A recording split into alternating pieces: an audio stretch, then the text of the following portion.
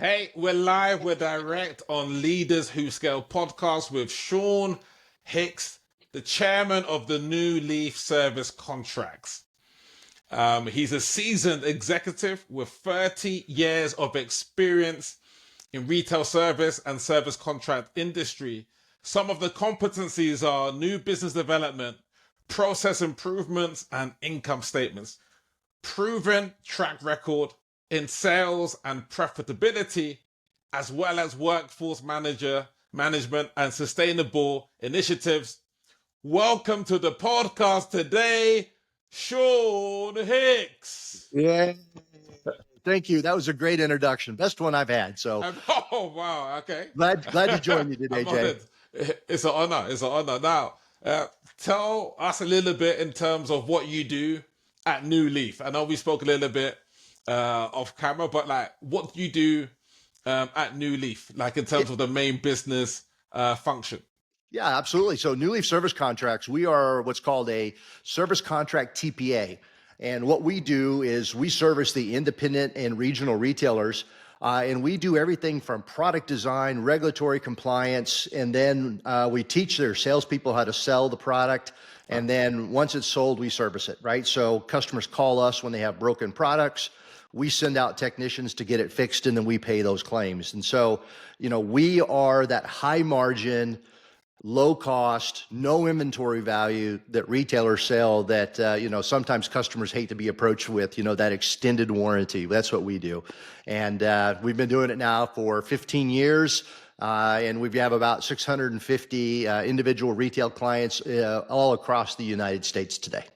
Oh wow! Congratulations on Thank you. being in business for that amount of time, and also, in terms of your proven record. What does a typical day look like for you, Sean? For me, I'm one of those that, I get in the office sometimes between, 8 and 9 o'clock in the morning. And then I usually spend my first hour reading, news about retail, news about our industry, a little bit about the stock market. And so I try to spend that first hour of my day in kind of in a learning mode, right?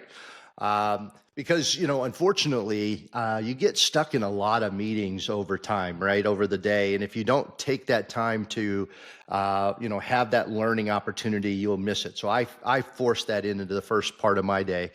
And then, I spend a lot of time chasing new business, right? So I'm still the direct leader of the sales team at New Leaf. And so I'm personally out trying to get new business along with, chasing around my sales team to get them to get to new business for us as well.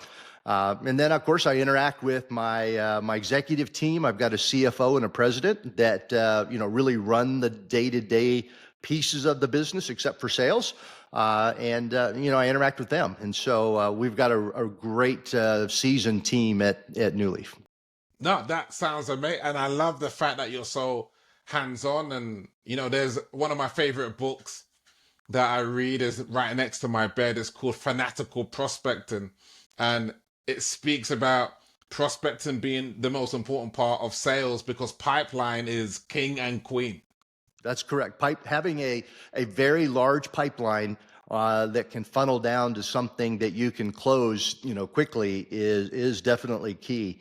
At New Leaf, we didn't in the early days. We didn't develop pipelines, right? We sold to friends of mine.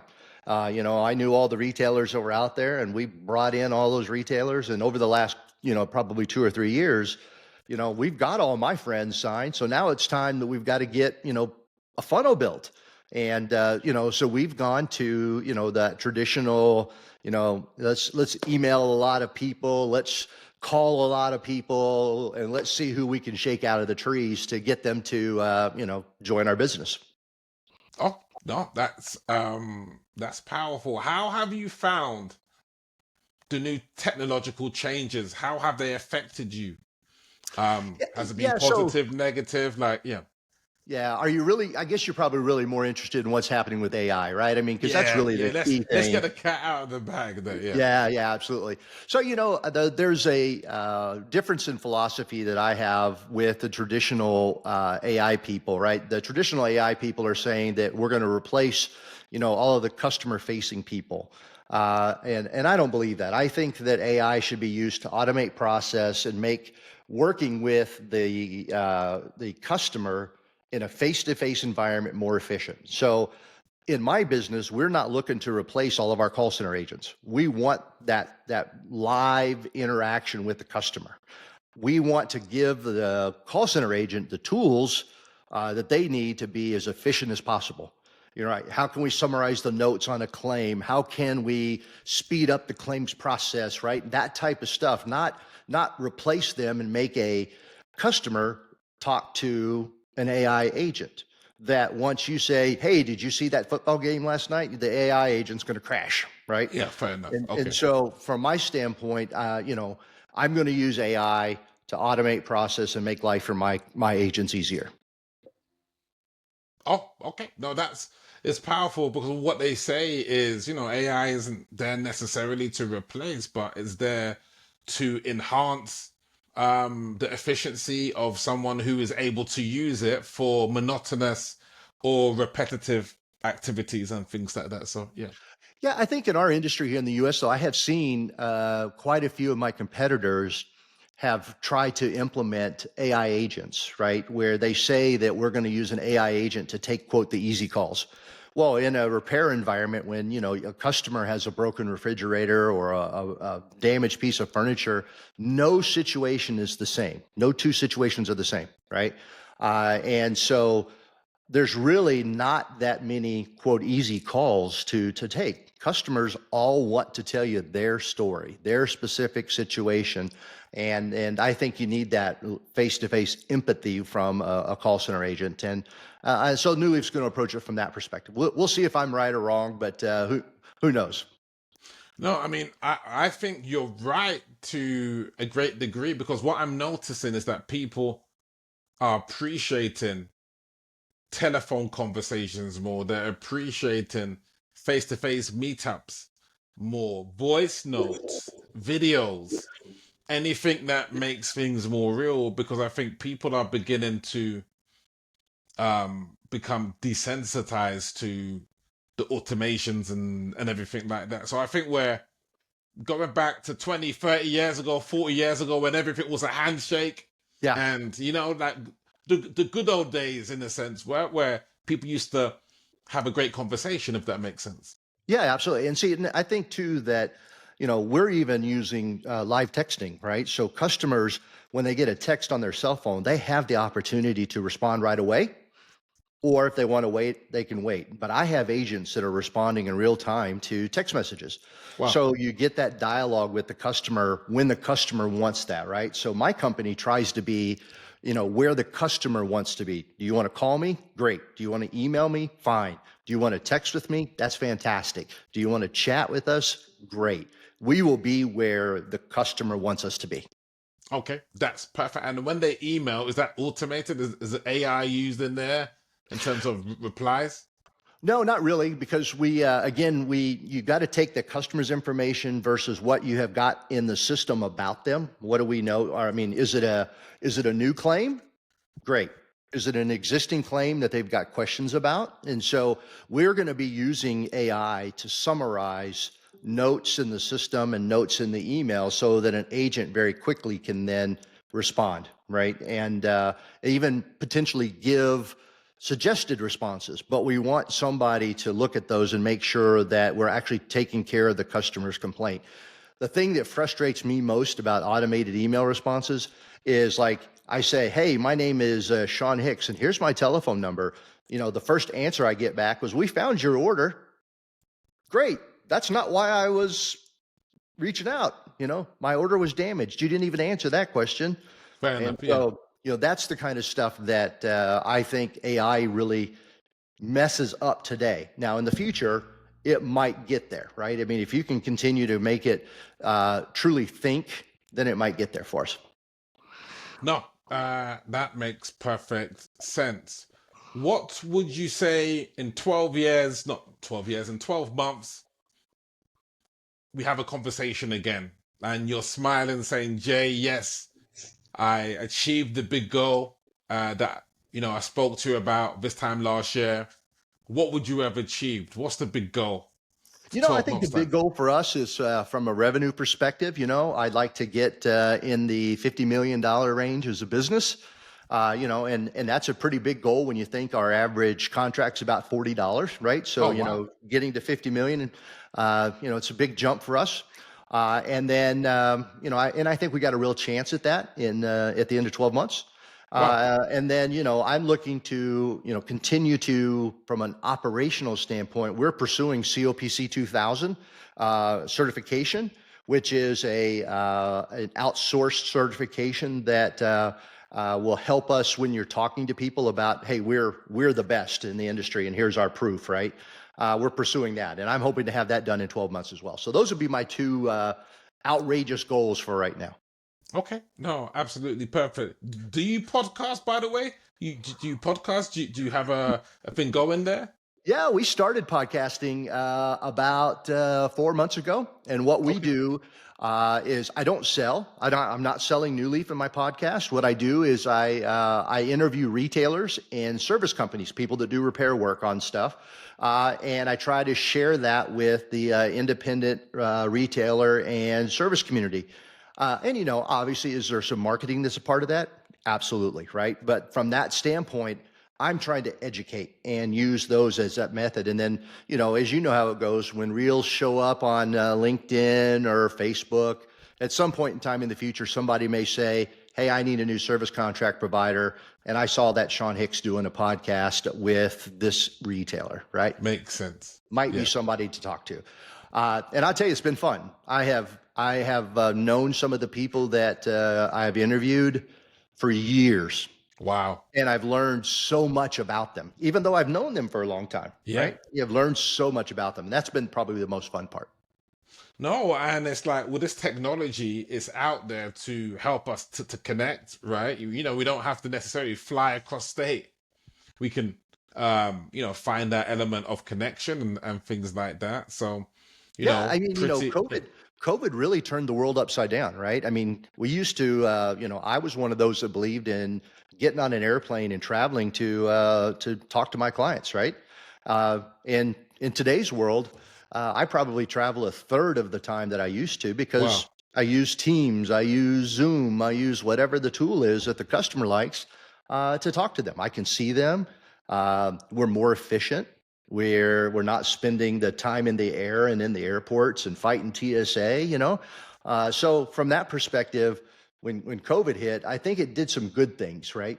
But the companies that are blending the two approaches are the ones that are going to win for the future. Those that are trying to say, I'm 100%. going to be all Zoom is not going to be successful. Those that say, I'm going to all travel, not going to be successful. We're going to have to blend the two in order to make it win. So. No, it's the perfect balance. I like you are a source of wisdom, Sean. Yeah, I'm old is what you're saying. I didn't say that. I didn't say that. Plus, that background that I see there has got to be one of the best backgrounds I've ever seen. That's Well, yeah. I'm a sports memorabilia collector, right? Oh So wow. so I went to the University of Alabama in Huntsville, Okay. and so I'm a huge University of Alabama football fan. Wow. And so all of the stuff is things that I have collected over the years that we've put in my office, and I have some contacts in the Heisman Trust that I've got to go to some Heisman Trophy dinners and some of the award shows, and uh, great opportunity to pick up some sports memorabilia for nuts like me. No. Amazing. You mentioned that 50 million goal.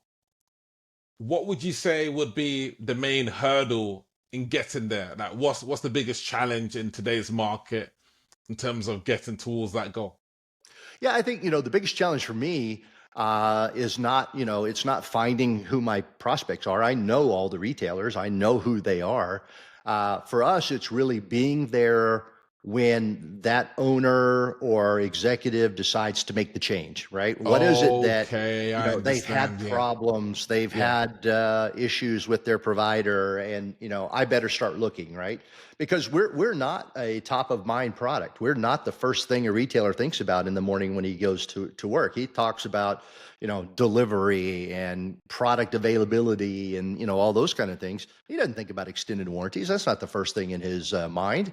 And so we have to be there when they have problems when they decide to start to look at, are there other alternatives out there? Because at the end of the day, we're low on the priority list for a retailer, right? They're worried about, getting their product out the door to the customer's home, not who their service contract provider is. So, for us, it's just being there. And that's what we try to do. No, and that's why I guess having that visibility, top of mind contact, connect, and getting content out there all helps with that for sure. I'm guessing. Yeah, it does. And I think too, I would say a lot of my retail people that I'm targeting are not really LinkedIn users a lot of times, right? And so, so that's why we're putting our content on Facebook and on Instagram, because a lot of times I think people that are in regional markets or small markets, they're really looking there for their downtime, right? Oh wow, I okay, spend fair. 30 minutes at night looking at Instagram before I go to bed, right? And so I want to be there when that retail owner is laying in bed, and looking Makes at his sense. Instagram. And so that's really what we're trying to do. Now makes perfect sense. I know you do a great job in terms of keeping your employees engaged and happy. Great leadership qualities. What are the two things that you do with your staff to, keep them happy and engaged? Yeah, I think the first thing that we've done is I had a really good business partner that started New Leaf with me 15 years ago, and he retired in March of 2022.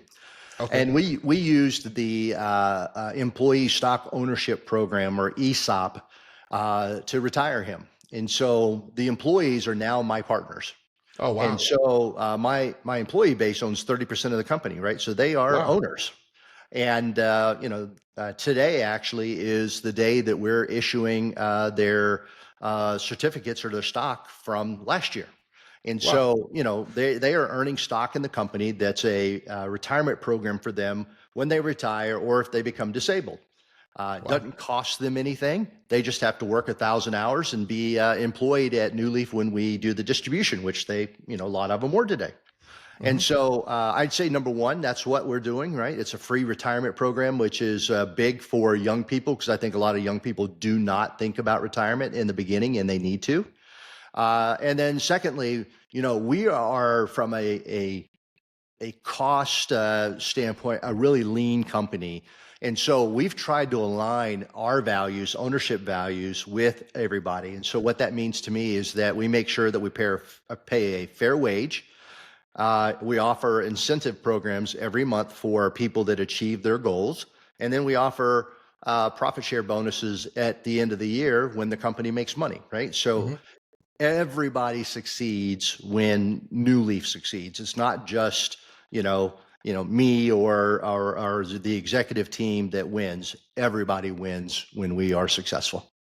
Oh wow. That's yeah, very powerful. How many staff have you got on the team? I know you mentioned yeah. Yeah, so we have about 88 direct employees today, and Wow. we run another between 60 and 70 outsourced employees that are with us down in El Salvador. A great group of people down there as well. Wow. That's yeah.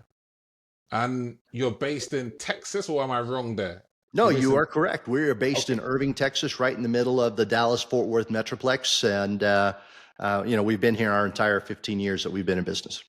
Oh wow, powerful. I read a stat somewhere that Texas is bigger than the UK 7 or 8 times, something like that, which just makes me see how big, like sometimes we complain of having to travel from London to Manchester, maybe 3 hours, but I'm guessing to get across Texas will take about what, 20 hours, or would it something like that? It would, yeah. And the thing too is Texas is one of the fastest growing states in the United States today. I think the last stat I heard was it had the eighth largest economy in the world, right? Wow. So the state by itself is definitely growing. Our governor has brought in a significant number of new businesses, so that people that are going to be headquartered in Texas. People have left California, people have left Illinois, left New York, and they've moved to Texas to headquarter their company. Our state has no state income tax, Wow. So there's a lot of benefits for being in Texas, and it's also a relaxed way of life too, right? I mean, you're not in the hustle and bustle of like you guys are in London or like they Yeah. are in New York City, and Yeah. For we sure. have wide open spaces still. Yeah. In fact, my sister-in-law recently moved to Texas.